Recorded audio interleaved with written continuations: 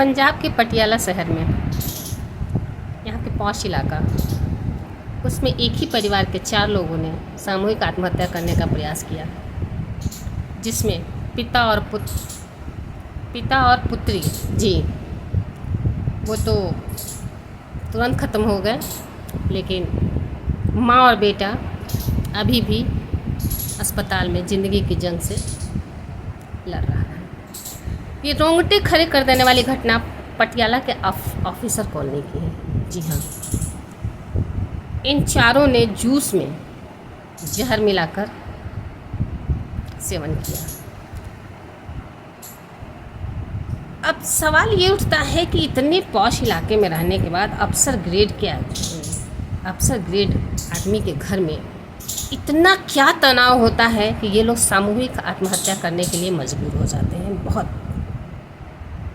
बहुत ही सोचनीय बात होती है। वो जो हेड थे घर के 45 वर्षीय विकास, 13 वर्षीय बेटी ख्वाहिश नाम था, तुरंत ही दोनों ने दम तोड़ दिया। और पत्नी तमन्ना और 11 वर्षीय बेटे कनव, उसकी हालत नाजुक है, आईसीयू में उसका इलाज चल रहा है। पता चला कि ये 55 लाख के कर्ज में डूबे हुए थे।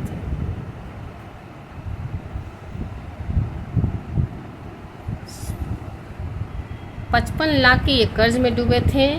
और जो पत्नी इनकी अभी हॉस्पिटलाइज हैं, उन्होंने बताया कि 35 लाख रुपए इसने अपने बहन को देने के लिए कर्ज लिया था। झूठ या सच जो भी हो, समय पे बहन दे नहीं रही है, कितना भी तकादा कर रहे हैं बहन दे नहीं रही है, लेकिन लोन का कर्जा बढ़ता जा रहा है। इस तरह से 55 लाख इन पे कर्ज, और कर्ज को देने की कोई सूरत नहीं। तो कहीं ना कहीं हम ये सोचने पे विवश हो जाते हैं कि अच्छी भली ज़िंदगी, अच्छी भली लाइफ, इतने अच्छे कॉलोनी में रहने वाला, इतने अच्छे सर्विस में रहने वाला, अगर सपरिवार सामूहिक आत्महत्या करता है तो ये बहुत बड़ा एक तरह से सामाजिक कारण है। वो समाज में सब कुछ तो कर ले रहा है, समाज में इस्टेब्लिश नहीं हो पा रहा है। मतलब उसने अपने पाँव को चादर से ज़्यादा बाहर खींच लिया है, तो जाहिर सी बात है चादर तो फटेगी ही। अब ऐसी ऐसी घटनाओं से मन क्षुब्ध हो जाता है कि जहाँ आदमी को थोड़े में संतोष करना चाहिए, वहाँ इतनी लंबी लंबी ख्वाहिशें लेकर, इतने बड़े बड़े सपने को पूरा करने के लिए इस तरह से लोन ले लेकर अपनी ज़िंदगी को तबाह करना, ये कहाँ तक उचित है। खुद तो गए, पत्नी भी नहीं बचेगी, बेटा भी नहीं बचेगा, बेटी भी नहीं बचेगी, तो बचा क्या? अब तो कुछ नहीं बचा। क्या वो मर के भी संतुष्ट हो पाएंगे?